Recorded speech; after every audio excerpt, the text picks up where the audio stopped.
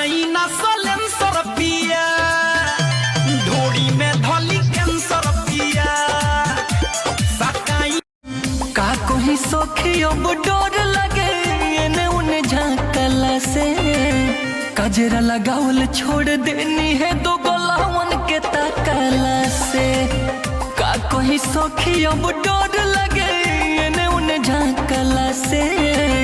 कजरा लगावल छोड़ देनी है दो गोलावन के ताकला से।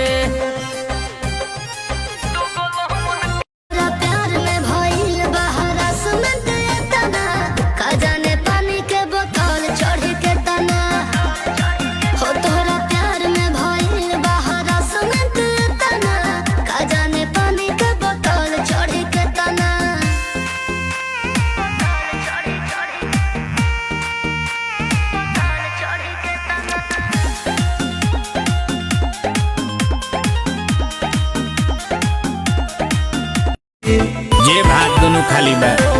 ठंडो लगता दर्द दिल के बढ़ा के गई बहुत खर्चा करा के गई हमके लागल की लाइक करत बिया यार बाकी ठेंगा देखा के गई हमके लागल की लाइक करत बिया यार बाकी ठेंगा देखा के गई।